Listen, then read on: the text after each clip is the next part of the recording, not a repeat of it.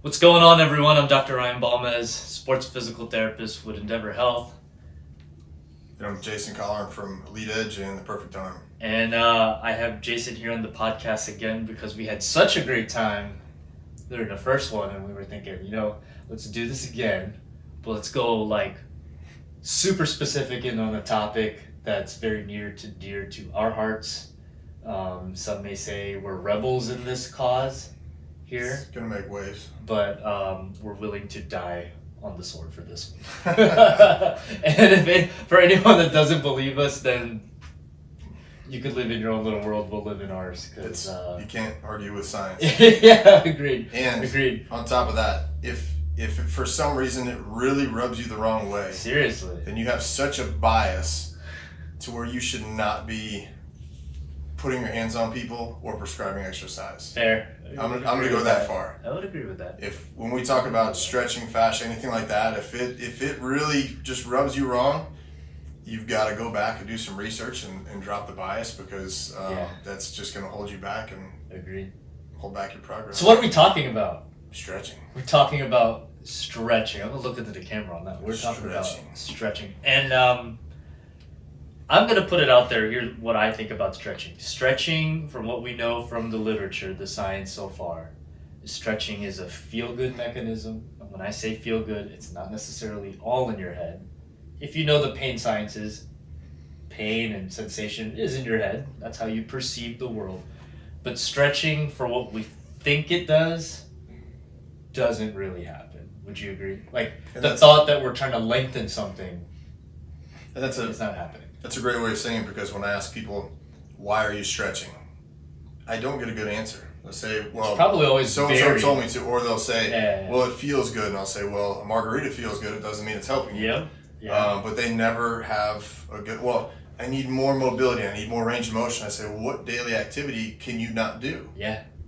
Well, I can't touch my toes. Okay, well, there's a lot of other moving parts, besides stretching your hamstrings. And then the question I like to ask with stretching, so for all of you watching this, after all the years of stretching your hamstrings, why are they not hanging down behind your knees? Yeah. Or it's been a long time, a lot of years of stretching. Here's the thing too is, I need to stretch so that I don't get injured. Well, even the studies have shown that has no bearing on injury prevention. Right. And then let's say we do lengthen these muscles. If muscles stabilize joints and you get all stretched out, when you're running, you'd probably hear your joints and bones clanging around. Yeah. Muscles stabilize all these joints, and we have structural limitations. Mm-hmm. So if we're stretching them out and truly making them longer, but we're not changing where they attach, the attachment sites, they should be hanging down off your body. Yeah, I don't know where this came from, right? And I look back in terms of my early kind of education during college, but even back to high school, I think it's been ingrained by just the first coach you ever meet as a kid to stretch. I don't know if they're filling time or it's just some antiquated practice. It's an antiquated practice that I hope that coaches and PTs, when they first make contact with a kid, you're setting up huge precedents that have ramifications in their adult life, and we see it as professionals that for me, with my kid, my kid now, when we start doing warm-ups, there's no stretches. It's more dynamic warm-ups, activation drills, but we're not stretching shit. Right. And if she ever questions, why aren't we stretching like the other kids? It's because you're smarter. Yeah. You're smarter than the other kids. I had an athlete that I took out to a CFL tryout, and everybody else is, stretching, and I gave him this look if you stretch, you're done. You're cut. And he, kind of smiled, but then he dusted everybody. So if stretching decreases the force output, which there's plenty of data showing it, and we can prove it here. So come see one of us if you don't believe us, and we'll get the digital dyno out. We'll measure your force output, and we can do a positional strength test and have you stretch, and you'll see your strength or force output go down. Why? And I always ask coaches that. Those are the tough nuts to crack, because they just perpetuate it. But why would you want to shut these muscles down or make yourself weaker before you're supposed to perform? Agreed. Because one of the studies, it's clear night and day. They do a stretch, and then I think they did a jumping task, and the jump distance that they managed to get was less. Right, and it was an immediate. The the study design was so specific so that like it would happen. They did the test immediately after, so there were no other variables, things like that may have touched the subject. You stretch, your jump output was just less. Yeah, and for me it makes sense, especially pertaining to like baseball and athletics. When I had a college coach that wanted us to, he was all about stretching. I mean, I could lay my arm flat on a table this way, but again, we're decreasing that force output in muscle stabilized joints. So throwing then, I could only hit maybe high 80s, and then when I wouldn't stretch and I would hit the heavy weights and everything was tight, but tight is stable. Yeah. I had about a 5 mile per hour increase in velocity. Yeah. So I think, and again, what I always say with the perfect arm and everything sports training related is regurgitation blocks innovation. Coaches, trainers, stop. Yeah, I like that. Do some research. Like regurgitation 100% is blocking innovation. And with, pertaining to the perfect arm, this big throwing epidemic in baseball, like, guys, why are you still doing this? The injury rate's not changing, and you keep doing the same thing over and over and over. That's insanity. That's what that is. Insanity. You do the same thing expecting a different result. Yeah, especially with, I've seen some people with, some therapists or trainers with the rehabilitation process, stretching the life out of them. So you don't even know already if you have the neurological integrity to contract on demand in that position, and you're just going to go ahead and stretch the life out of it and decrease any chance that it had at being stable in that position. And they think that that's going to help. Not only that, but why would that prepare them for exercise? Agreed. So again, when I had, my pec ripped off and reattached, and we, tested the 3 divisions of pec major, and I had nothing. So what good was that therapy? So we have this assumptions-based kind of rehab model or training model that we need to stretch out before we do something, but we're probably doing more damage because we already have a compensation pattern. And then we're just making it even worse by shutting some things down we could be causing impingement, jamming joints, or taking muscles to end range to the point that they're really not ready to perform. We're just setting people up for failure. And it's funny how even with PTs, or I have to call them colleagues because they're still within the profession, is just that you if you're looking at it from a purely literal sense, you're trying to improve length. Even basic muscle physiology tells us we don't add lengthwise like that. It's called hypertrophy for a reason, but it's not. You're not really stretching anything. Yeah, can we bust that out? For those watching on the video for this podcast, Jason brought a lovely visual aid. And it's so simple. Yeah. So I ask you this, is this stretching? Because there's no elastic properties, no elastic components to this. This is what, straw? So the fiber arrangement can change, much like a concentric or eccentric contraction, but there's no stretching going on. Yeah. So yeah, we can elongate the muscle, but it's not like we're getting more length. Yeah. It's not going to happen. And again, our hamstrings would be hanging down behind our knees, or after all the stretching of our chest, we'd have some saggy pecs or biceps or things like that. So. It's kind of like, I think the people that do understand it, but they don't see how it applies to like maybe more like that outpatient world is during PT school, we'd have to cover like a neurological unit, right? So people that have stroke, spinal cord injuries, things like that. So like say, for example, if you have a stroke and one side of your body's completely like a hemiplegic, like it's affected with the stroke, you'll have what they call increased tone, right? So it means that your body is telling, let's say your bicep, I need your bicep to be on all the time because you don't get that reciprocal inhibition from the triceps to turn it off. So that's when it's like this, right? This happens, right? But no one would ever say, let's stretch that. Because they understand it's a neurological driver as to why the bicep is quote unquote tight.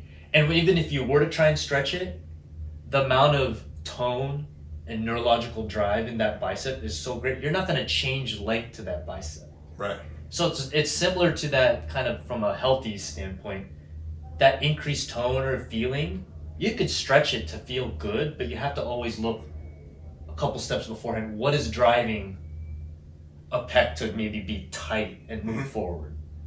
And as strength guys, it's, well, you don't have strength in the back, right? Yeah, and I've had, someone that had a stroke, and what we did was we worked on the opposite side, putting tension there. Yeah. And then we saw that what we had here, so we did it with elbow extension, we also did it with extension at the forearm, and by doing very light positional isometrics, so maybe a little bit of pressure, but I wouldn't call it stretching. We're not passively forcing any change. You're not trying to induce. We're getting a little bit more range, and then having them do a very light contraction, even using some external stimulation, and we made excellent progress. Yeah. So yeah, we could definitely use, I don't know if you'd even call it stretching. So not to say stretch. Yeah. Yeah. So not to say that anything passive shouldn't be done, but there needs to be a goal to it. Agreed. Or if you were going to try to get more range, like through a rehabilitation or performance enhancing type process, there's better follow ways. it up. Yeah, there's better ways than stretching. Right. Yeah. Even like the stretches I do with clients, it's always oftentimes paired with some sort of contractile exercise, where it's like trying to influence position, but then you teach the muscle that'll keep that position. Right. But the big thing that I think a lot of clients of mine that talk about, especially with runners, is my hamstrings feel tight, and I think that's probably the one most. It's complicated in that it could be a lot of things. Right. It's oftentimes I like to think it's my first go-to is the hamstring is just not strong enough. What do you do? Because it's like that feeling of tightness when they're running for an hour. Well, your hamstrings are just tired. Like that's not tight. It's not something you have to stretch. Does that make sense? Like, you know what I mean? Like, or even sprinters, like it feels tight. It's like, well, you're trying to induce a force output. That ache or tightness that you feel, that's your muscles like literally screaming at you saying, I'm not strong enough to do this. Yeah, and it could be, and that's what people forget about. Like your body doesn't make mistakes. So if you get cut, your blood coagulates, you form a scab. If your temperature starts to go up, you perspire to regulate it. So that tightness, your body's not playing a joke on you. Yeah, it's there for a reason. That. Yeah. So it could even be another area isn't working, at capacity or functioning how it should, and then the hamstrings have to work harder. Like when I ripped my hamstring playing baseball, because I didn't have scapular retraction on this side, as that hamstring's pulling through, it was having to work harder, and that's why it ripped. But then I go to rehab, and they're all about that hamstring. Yeah, and that's the bigger picture. Yeah, it's like the hamstring's gone. Yeah. Drop it. What else is not working? What else is there? There's a whole system. So when I get athletes in with chronic hamstring issues, a lot of times it's the opposite shoulder or limited trunk rotation. So that's having to work a lot harder. So that's what people also forget is, if that's a protective mechanism. So if you have to have a certain amount of muscle tension around a joint to keep it stable, and one side or some particular muscles aren't firing or holding tension how they should, something has to tighten up. Yeah. So your body's doing that for a reason, and then they want to stretch it. And then when you mention tighten, it's not literally tight. It's not like a change in length. Right. It feels tight, and then going into feeling, that's a sensation. Like it is a sensation of just nervous system input to the brain's telling your brain, I'm not working right now. Right. But it's not. You and I understand. It's not like when we say tight, it's not a change in length. It may react and change in length because it is in pain or because it's weak, right? When you do a hamstring length test, it's not so much that it's short, it just can't tolerate being longer. Right. And it's a protective thing. The body's not going to allow the hamstring to go any longer if it knows it's in pain or if something else is going on. Sciatic nerve is another one that goes right past through the hamstrings. Yeah. And sure enough, if I test sciatic nerve and do a few things to clear it up and have it move a little bit better, boom, I could get at least 20, 30 more degrees. And I did not change length to the hamstring. Right. I gave the body almost like a safe permission to go more because I cleared out the sciatic nerve to move more. Right. And then with the brain, we're always, so neurologically, we're orchestrating a solution for a movement. And then if it senses that, you're not stable in that range, something's probably going to tighten up. So even talking about like hamstring range test, I found a lot of times that if there's a limitation in, contractile efficiency with hip flexion, that's going to cause an issue. Or it could even be plantar flexion, depending on, how you're doing the test, because the gastrocs also cross that posterior knee joint. But these are things that people don't really think about. So yeah, there's a lot of moving parts, but to assume that this is tight, I'm going to stretch this, man, there's so much more.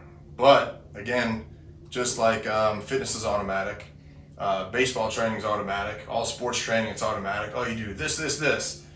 But what is, first of all, what's your goal? What's the intention? And then they just have this generic response to a, generic problem. And again, the injury rates aren't going down. And then even, with the kind of standard protocol-based rehabilitation processes, you look at it and it's kind of like, why? Like with my pec. Yeah. Okay, we stretched the life out of my pec. We did all this physical therapy. I went in my little, roundabout circle with older women that definitely, weren't athletes. And again, I get through it and my pec still didn't even work. Yeah. So just going off this assumption that, if we, and then back to the baseball and the shoulder stuff, we'll get on that another episode. But at the end, so my pec still didn't work. So again, we're just assuming things work. I see that with a lot of training programs.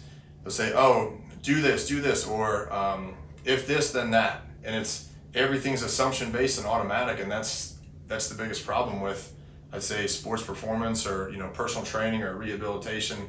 But just gotta stretch it out. It'll fix it. I know, and one of the things that I hear sometimes with colleagues, and I cringe if, let's say, if I'm with colleagues and then we somehow make contact with a general public or something like that, if I'm filling in, and they talk about, this hurts. You should stretch that. And I'm like, no, that's not it. It's not the go-to thing. It's not as simple as it seems. But to be fair, when they say just stretch it out, I think what they mean to say by doing that is use this as a feel-good.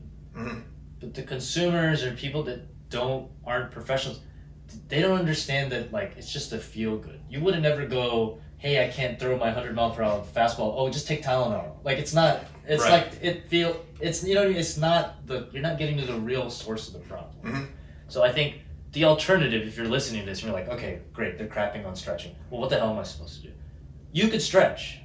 But just understand it's a feel-good, but it's not going to change anything to tissue. And there's probably a bigger issue, a more complex issue, that stretching alone will not prevent it. Right. Whatever you're trying to prevent. Right. And do you know what I did right before I had that terrible hamstring tear? What? Stretch my hamstring. You were stretching your hamstring. So why did it tear? Well, we were priming it up. Yeah. Oh man, I stretched the life out of that thing because that's what you're supposed to do, right? Priming it up. Yep. Ripped like a steak. Yeah. Mm-hmm. Yep. So didn't really help. But the one time I will stretch, because I know it's going to shut the muscle down. If I'm cramping up, if I'm exercising, and I start to seize up and get cramps, I'm going to stretch it to shut it down. Yeah. Because I know that's going to shut it down, and that's what I need to do at that point. But you're not changing any length to the muscle. I'm just trying to stop it from cramping up. Yep. That's it. Yep. So whether it's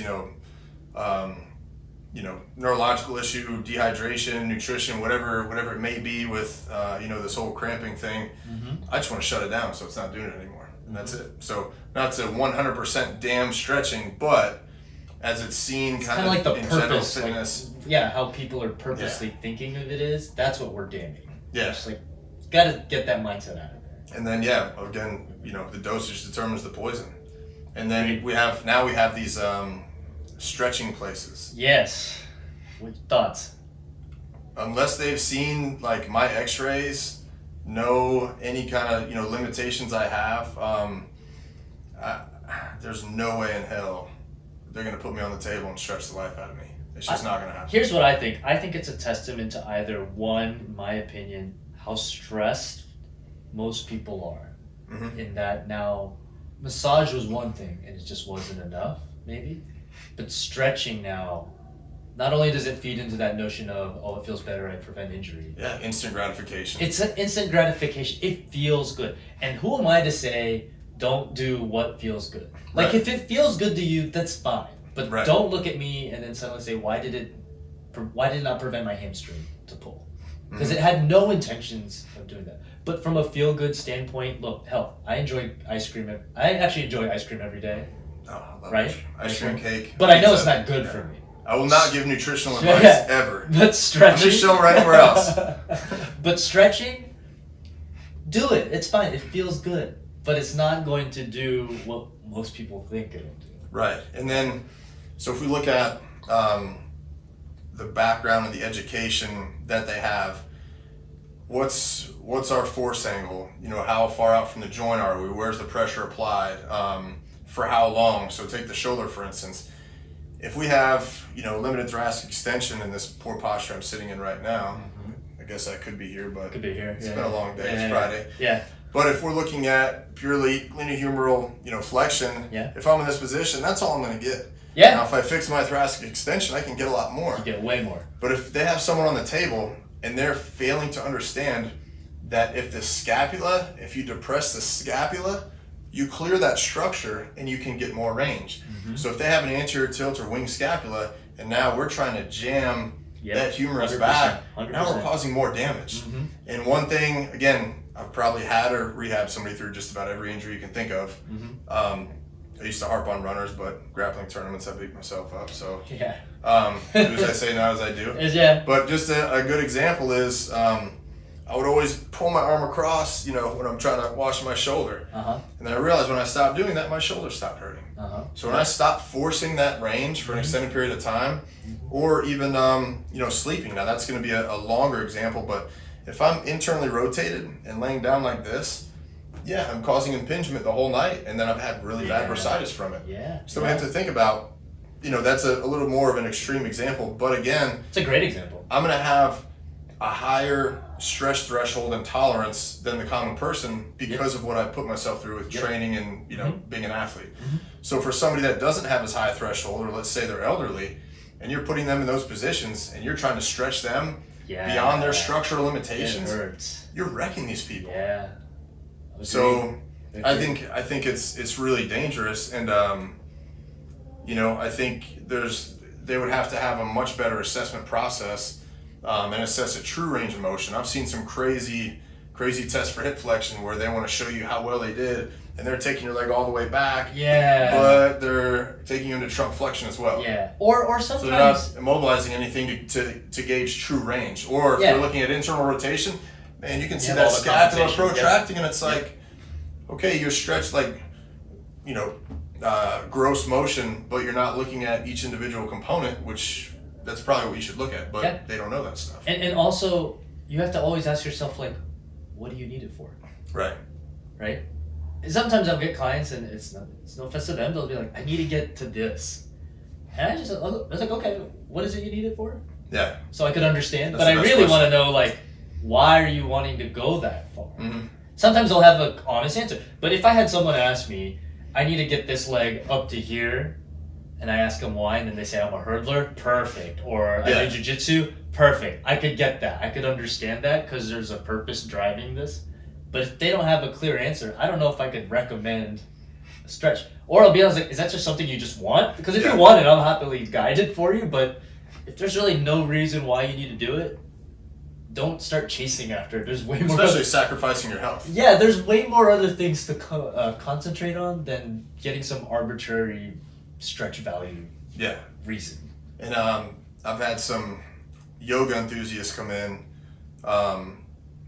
another can of worms when it's taken to the extreme, but they'll say, I need to work on this range, and I'm like, why? And they say, I gotta get to, I'm not even gonna attempt to say the name of it because I'm gonna sound like a jerk trying to butcher the name of it. Fair. Say, I need to get to this. And I'm like, tell you what, if we get a hammer and we smash every vertebrae on your spine, you can get to every position you want.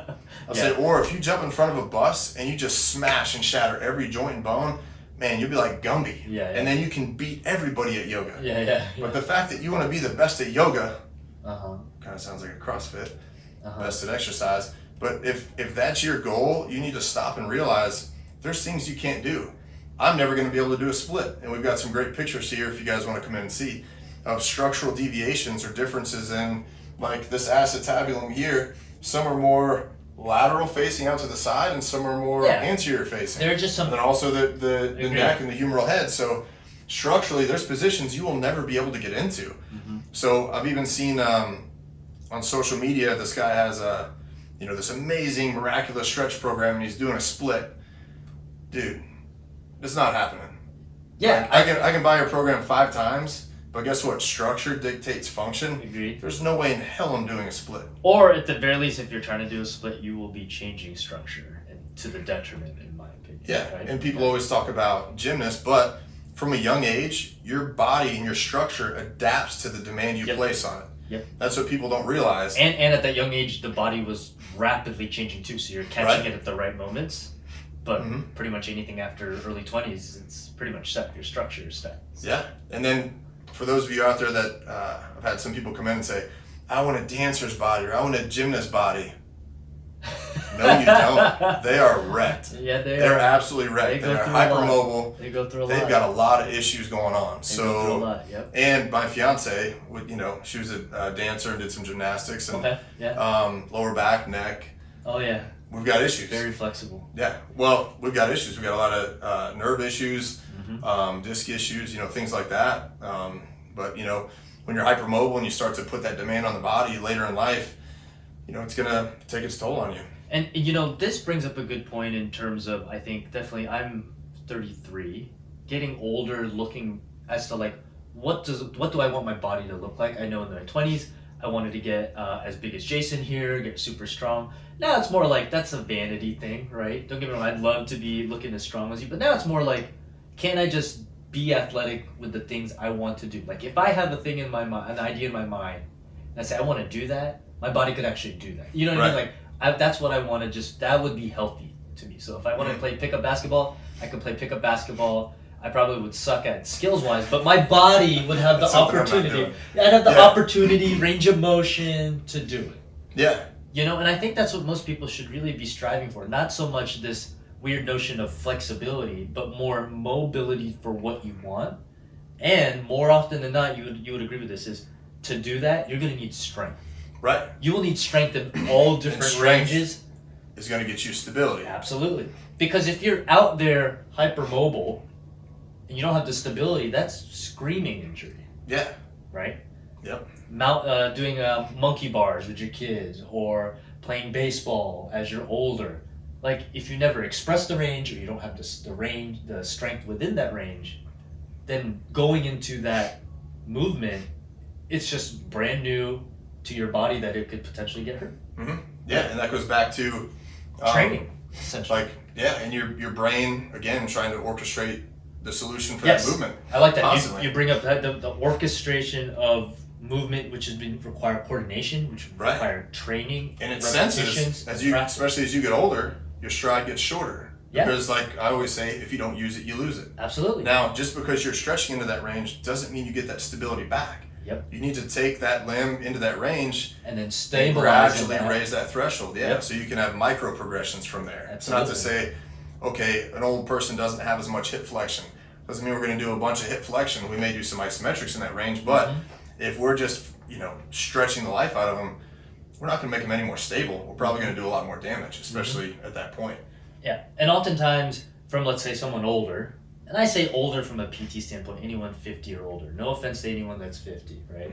But anyone 50 and older, the progression would be get the stability first, then you could get your mobility, right? It may be as basic isometrics, which are not basic. Well, you can stabilize the range you have first. Absolutely. Get that first. Start there. And then start exploring out other areas so that by the time, even after I would say conservatively, give it a year, because that gives you enough time, there's no rush.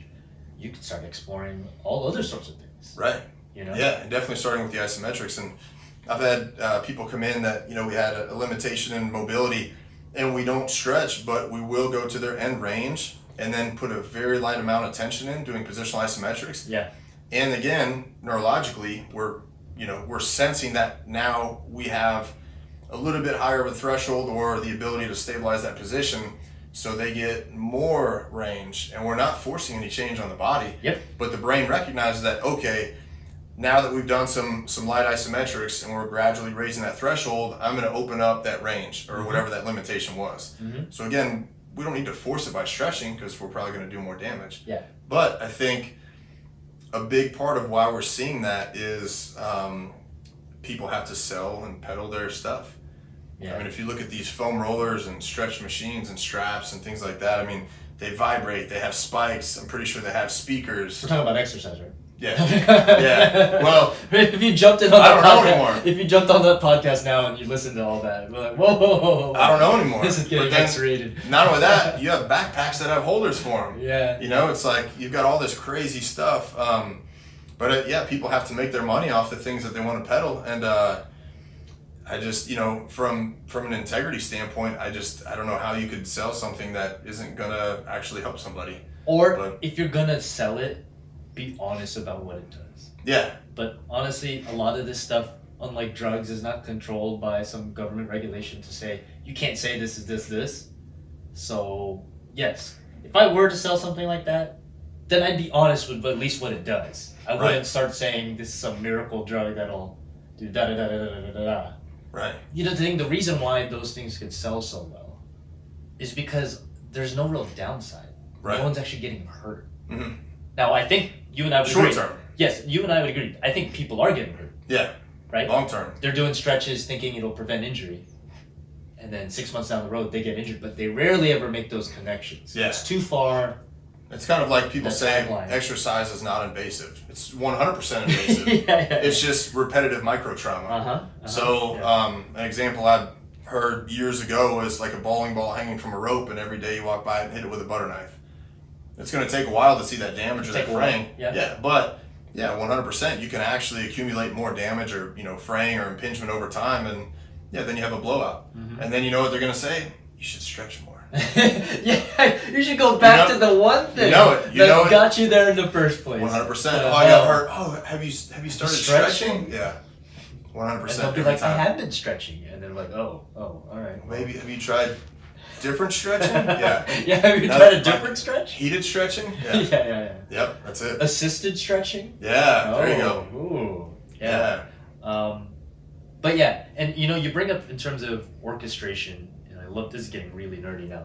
I do remember, and I may be messing up the term, if you any motor control PhD people out there, feel free to correct me. But when we learn movement, a skill, I saw you practicing jiu-jitsu out there, right?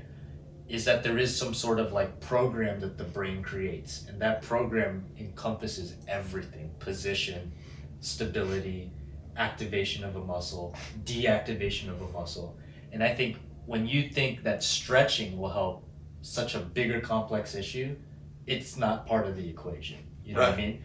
That program that your brain has to create movement is a combination of a ton of repetition, learning reps, and coordination of all these other systems. That stretching only really helps that one bit. Right.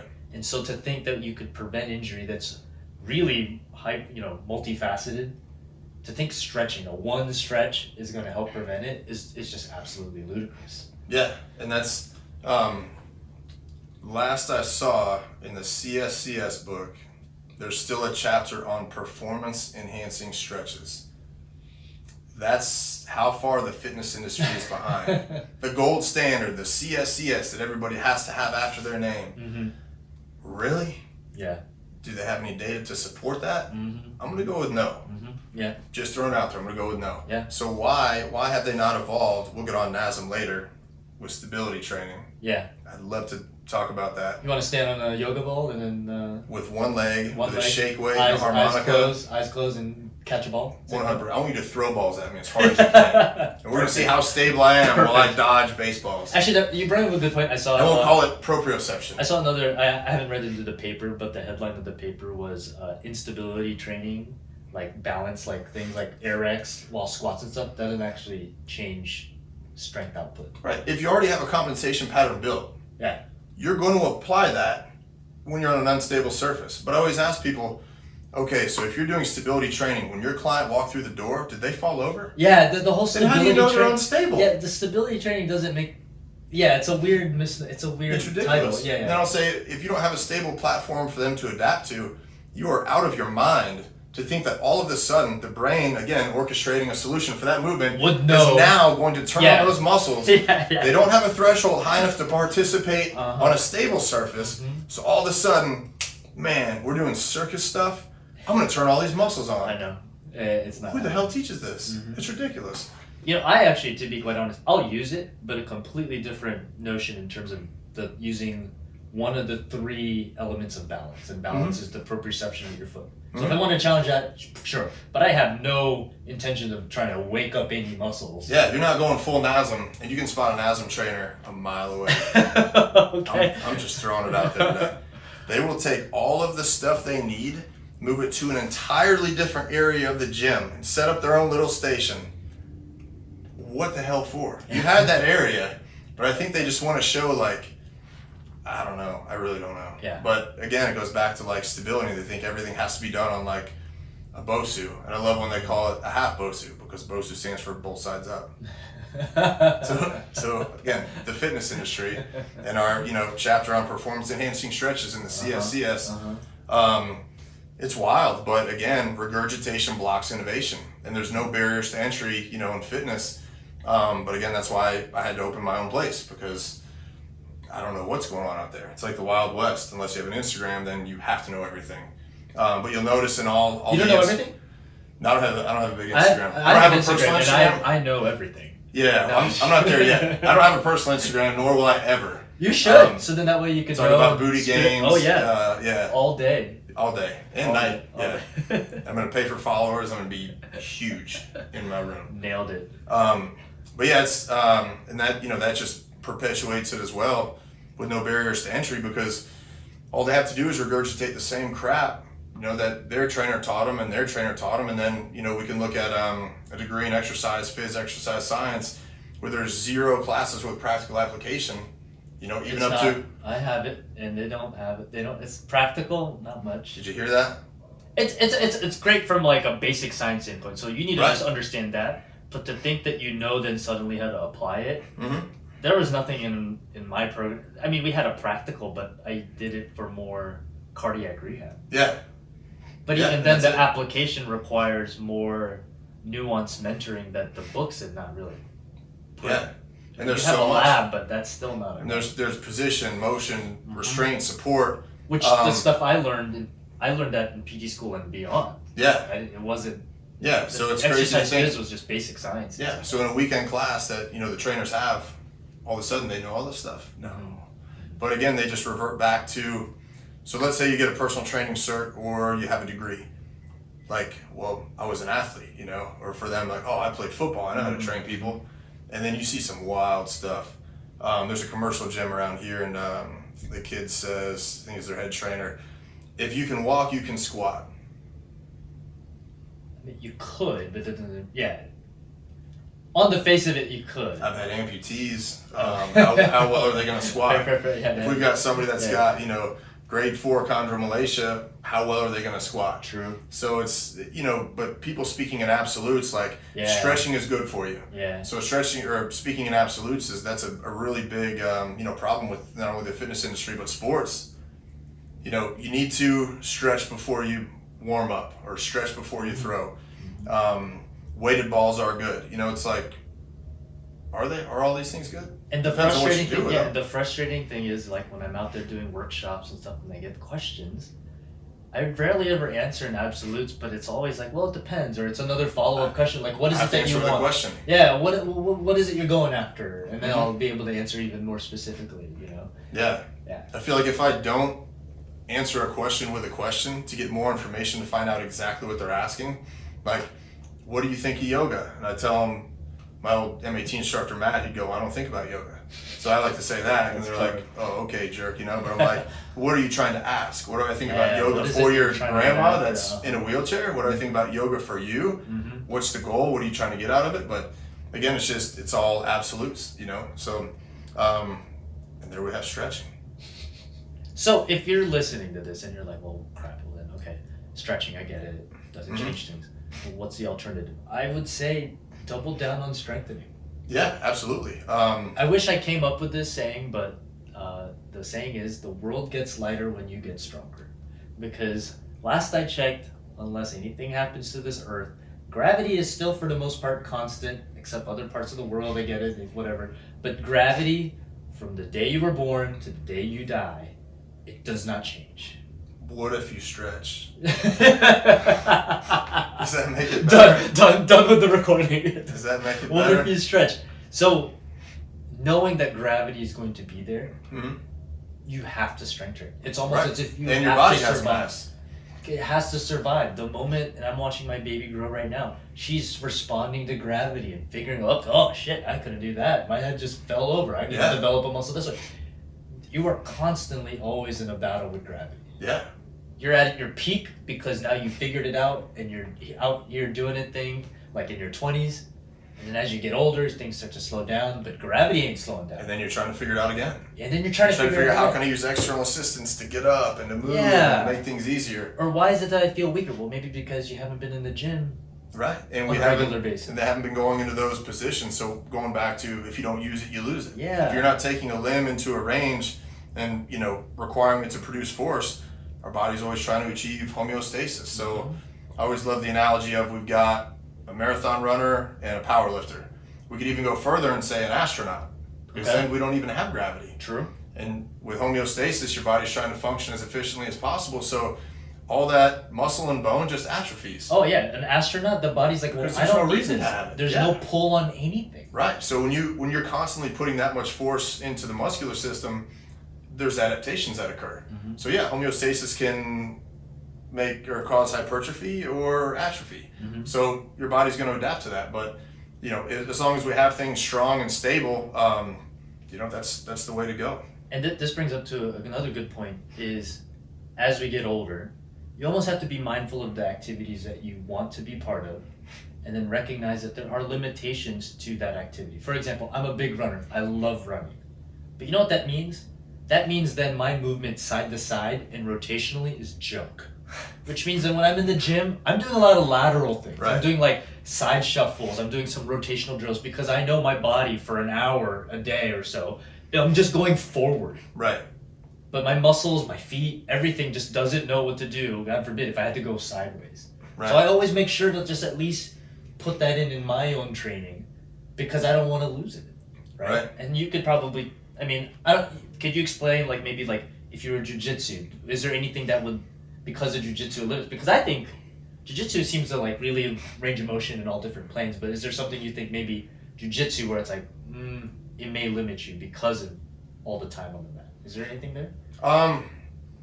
Sometimes I didn't mean to bring up jiu-jitsu. You were practicing it this morning, so I figured. Is there something you think? There's a lot. What I'll do is use restraint support with machines. Yeah. So then having multiple time world champions like Bruno and Leo. Yeah. They're beating themselves up all the time. Yeah. And if they go to any other trainer and they've trained around the world, those guys are beating them up more. Okay, so it's like a down regulation of intensity. And MMA fighters, you just all these guys that train hard, and then they go to their trainer, and their trainer thinks that they're a total badass because they're beating them up, and it's tough, and it's like you're breaking them down more. Okay, so what we do? We get on a machine and we use restraint support, and we have a way to precisely apply force, so that we're not just wrecking everything. I like that. But that goes to pitchers and baseball coaches. They'll say, "Oh, pitchers, I want you to run." Why? You have an explosive movement. Do some explosive things. Mm-hmm. So when you have them out there running, you're just further fatiguing them. And again, even though it's not a lot, we still have elbow flexion. Mm-hmm. So, if the elbow is already having issues and, we have overuse problems, why are we sending them out running? And then they'll say, oh, we're getting the lactic acid out. And that metabolizing the body. Which is not a bad thing, FYI. Lactic acid is great. But metabolizing the body, how fast? 20, 30 minutes, something like that. Yeah. But they're sending them out, after the game or, during practices, having them do all this running. So when you do a more motion-specific movement or more explosive training, it just doesn't make sense. Mm-hmm. And then you throw in the stretching on top of all that. So really what's happening is in sports, we're just beating the crap out of these athletes in practice. And then, everybody's so confused when there's this arm injury epidemic. Well, from the ground up, you've got a lot of moving parts from your feet all the way to the shoulder or the elbow. Yeah. So if you're just stretching the life out of and running the life out of and just beating the crap out of the whole body, it's going to break down. Mm-hmm. It's kind of common sense. Mm-hmm. Uncommon sense, I call it. Yeah. Uncommon sense. Not so common. But it's, nobody, again, back to regurgitation blocks innovation. This is how my coach did it. It's how his coach did it. His coach did it. And guess what? We've always had this problem. Yeah. So if you're listening to this, almost take this as a permission to say, you don't have to do stretching. And question everything. Yeah. You can stretch, but know that it's for feel good, but for changing length, decreasing risk of injury, that's not happening. Yeah. If you've got a good pump and after a workout, when you're done producing force and you want to get a nice stretch because it feels good or you feel like you need to get that mobility back, absolutely. I enjoy alcoholic drink on Fridays. It's the same concept. I get it. Makes you feel good. It makes you feel good. Yeah. But I'm not preventing injury. No. Not for cutting injury. That's it. So, stretching. Yeah. Anything? What's going on with you? Any updates? Do you want to plug or talk about outside of stretching? Well, yeah, with the perfect arm, we're starting to get some team orders. We're starting to excited for you, man. Baseball players and coaches, they're going to be tough eggs to crack because again, it's kind of like changing the dinosaurs, right? Okay. We've got this system. So along with stretching, we've got a long toss. Well, why am I throwing up at that angle when now I'm not doing anything specific for like skill work? True. So it's all these things that are traditionally done, and now we're starting to break into coaches understanding, okay, we have a way to offload the elbow and the shoulder externally, and the feedback and the testimonials we're getting have been absolutely incredible. Guys are saying, they're throwing harder and more than they have in 2 years, or they actually love playing again. That's exciting. Or that's really cool to see. Or they have, no shoulder pain, no elbow pain, or the guys coming back from Tommy John, they say everything, feels better than it did before the surgery. So I think with the progress that we're making in our muscle web technology, I think we're gonna continue to grow, and I think pretty soon we're gonna hit that exponential boom. Yeah, because now you can work on skill work longer. Yep. And not have the breakdown and fatigue that would not only cause you to have to stop working on your skill, but lead to injury. Yeah, and I think that leads to another great point in that the perfect arm is something that's not necessarily a stretching device, but if anything, it's really there to help and facilitate more muscle contraction, better muscle contraction in these athletes. And you know me, man. I'm a big fan of what you're doing. Where's the website and all that they could hit you up with? Theperfectarm.com. Oh, I'm sorry. I didn't mean to interrupt, but anytime. No, I was gonna say I'll put it in the show notes for anyone to reference to. But yes. We've got theperfectarm.com, and we just added the abstract on there, so we've got a lot of good resources. So for those that were thinking the majority of stress happens in the game, it's not correct. So we've got some good articles from Driveline, I think one from Jaeger Sports, one from Modus. So we've got some great data, great statistics showing that flat ground actually can be more stress than throwing off a mound. Okay. So a lot of these misconceptions that again were kind of regurgitated. Now we have the ability to use this technology to get some data. So you'll see our abstract on there, then you'll see other examples of how all that fatigue and breakdown is actually happening outside the game. So just to kind of reinforce the whole goal of the perfect arm, to offload that stress, and then that way when it's time to hit the game, you're gonna feel better, play better, stay in the game. Yeah, awesome. Jason, always fun to have you. We got to think of what the next topic will be. I'd like to go fascia. Woo! Talk that talk. I'd like to go fascia. Ooh, we're running almost. We're gonna make waves. We're already running a 50-minute podcast right here. That would add another additional hour, just fascia alone. I think there's gonna be some hard facts and science dropped. But again, if you have a huge bias towards fascia, or it even comes out of your mouth, and you get upset by it, you have so much of a bias that you are not helping people as much as you think you are. Fair, yeah. So I would definitely listen in. You'd be surprised what you could learn. I would agree. Oh, yeah. Great. Well, Jason, thank you again for being podcast guest. If you're listening out there and you have any topics that you'd like to hear from me, Jason here, by all means, shoot me a message. Any one of us on our social media profiles, that's at Endeavor Health, ENDVR Health on Instagram, Twitter, on YouTube you could find too as well, and Facebook, and just shoot us a message and be happy to incorporate it in our little podcast show and talk a little bit more about it, expand upon it, crap on it maybe, who knows, but really expand upon it, and let's really kind of get this talking out there and put science. it out there. Yeah. Can't argue with science. Can't. You can get upset if you want, but but science doesn't necessarily care about your feelings. That's it. Science does really not doesn't care about your feelings. It may care about the poor PhD candidate's feelings, but it does not care about yours. Yeah, that's why I couldn't have interns here for personal training and things like that. I'm this is not going to work out. Yeah. All right. Well, awesome. Well, thank you guys for listening, and I will catch you guys on the next one. Bye.